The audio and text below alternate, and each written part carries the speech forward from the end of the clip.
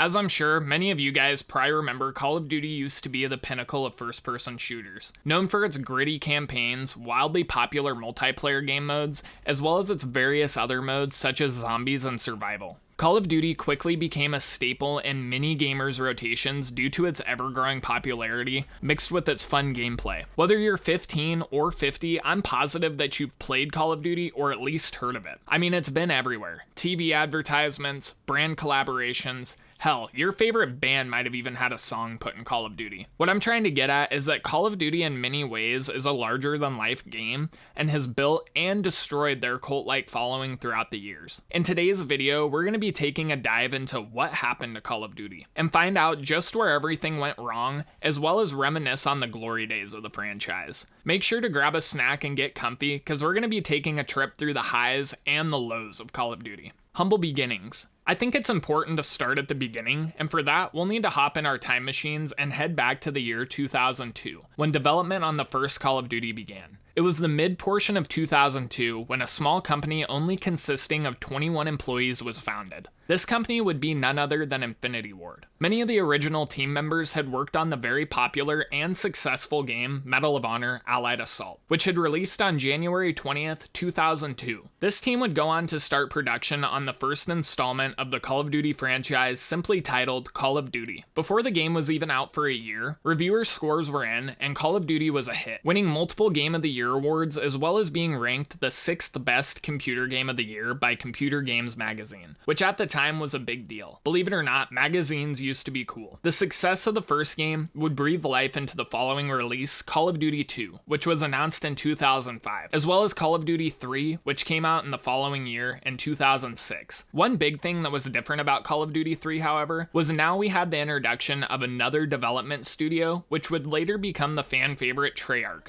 This marked the beginning for not only yearly releases of the game, but a cycle where each year Call of Duty was developed by one of the two studios, until Sledgehammer joined in. Whether you were a fan of Infinity Ward and their Modern Warfare series, or Treyarch with their Black Ops series, this was the time to get in on something truly special. Returning fans and new fans were buying the game each year, and by 2009, with the release of Modern Warfare 2, a game that was met with $500 million in sales before its first week was out, Call of Duty was officially a juggernaut. The rise of trickshotting in esports. Around the release of Modern Warfare 2, a scene had been bubbling in the background, silently waiting for its time to shine. In comes trickshotting. Trickshotting became wildly popular almost overnight and found success through early edits and montages posted by the likes of FaZe Clan, as well as other early adopters of the newfound phenomena. I'm sure many of you, like myself, spent countless hours watching edits, montages, or rage-tages, all while wondering how these guys were hitting these shots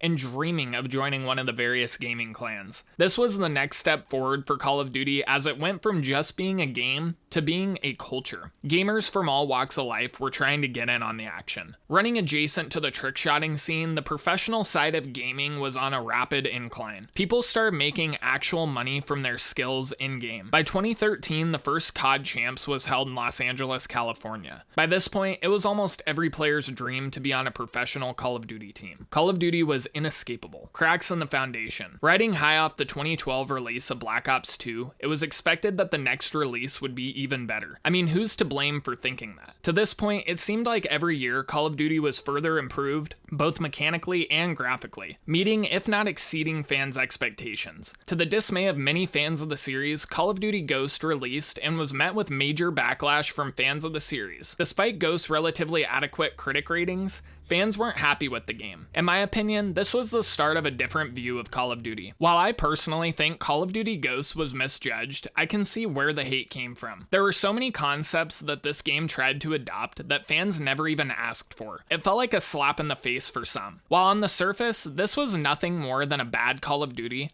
I feel like it marked the start for something deeper, something we wouldn't fully see until nearly a decade later with the release of Modern Warfare 2019. Before we dive into what went wrong with Modern Warfare 2019, I feel like it would be wrong to completely skip the years between. Though we did see the release of Black Ops 3 in 2015, other than that, fans were given too many mediocre games between and after its release. The biggest flop of them all was 2016's release of Call of Duty Infinite Warfare. By this point, fans were already growing growing tired of the futuristic titles, after having just had Advanced Warfare followed by Black Ops 3. This spawned one of the most disliked videos on YouTube, the Infinite Warfare trailer. I think at this point, it was obvious that fans were displeased with the franchise, and that disdain would carry over into the following releases up until the initial release of Modern Warfare 2019. I say initial because the game was actually received pretty well by critics and players alike. However, what would come out of this game was a different story. The true end to an era. I have to start by saying I loved Modern Warfare 2019, and I'm sure most of you guys did as well. However, it really was the last Call of Duty before things took a very different turn. By this point, Call of Duty had adopted the Battle Pass as a form of progression as well as an item shop. I can't think of a single person that asked for either of those to be introduced to the game. By this point, to too many fans of the franchise, it seemed like Activision had fully taken the strings away from our once loved studios that laid the foundation and had taken the game in a much more corporate direction. Unfortunately, this is a problem that not only Call of Duty has suffered, but almost every other game. I'll save that for another video though. By the end of Modern Warfare 2019's life cycle, a game that had started out with being pretty gritty upon release with many realistic military characters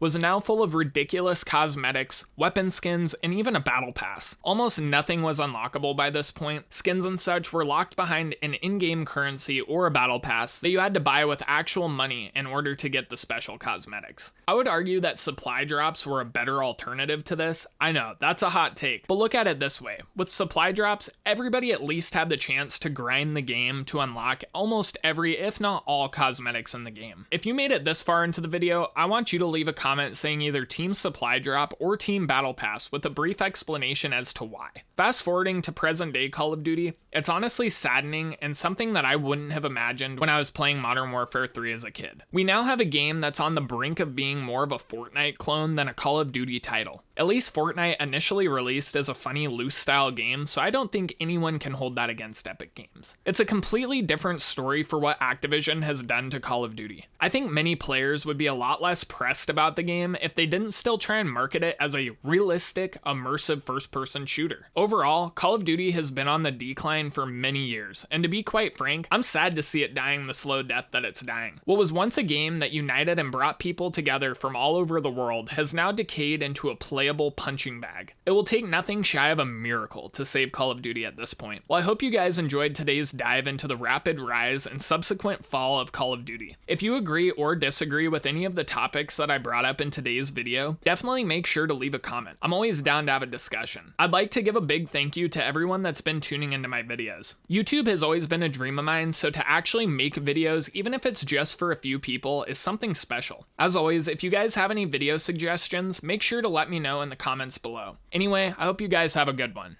Peace.